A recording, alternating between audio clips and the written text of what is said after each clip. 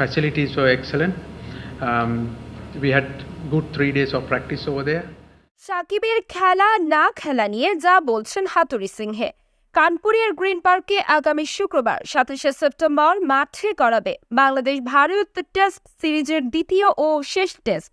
এই টেস্টে কেমন হবে টাইগারদের একাদশ সে সম্পর্কে মোটামুটি ধারণা পাওয়া গেছে। তবে সাকিব আল হাসানের চোট নিয়ে এখন পর্যন্ত ধোঁয়াশা কাটেনি।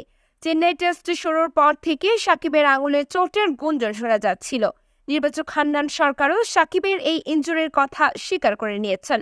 তবে কানপুরে সাকিবের খেলা বা না খেলা নিয়ে নিশ্চিত করে কিছুই বলেননি।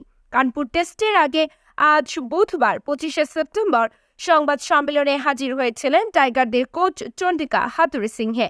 সেখানে সাকিব আল হাসানের ব্যাপারেও কথা বলেছেন তিনি। সাকিবের চোটের সবশেষ হালনাগাদ জানতে চাওয়া হলে এই কোচ জানিয়েছেন সাকিবের চোটের ব্যাপারে আনুষ্ঠানিকভাবে কিছুই জানানো হয়নি তাকে।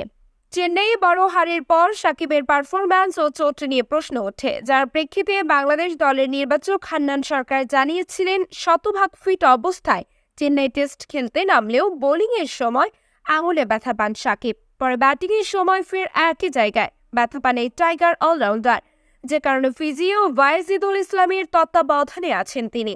সংবাদ সম্মেলনে তাই হাতুড়ুর কাছে জানতে চাওয়া হয় সাকিবের এমন পারফরমেন্সে তিনি হতাশ কিনা। উত্তর দেওয়ার আগে একটু হেসে নেন এই লঙ্কান কোচ, বলেন আমি তার পারফরমেন্স নিয়ে হতাশ নই, তবে গোটা দলের পারফরমেন্সে আরো ভালো হতে পারত।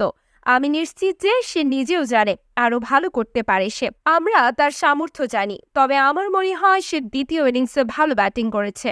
আতিয়া ফিফা শাম স্পোর্টস।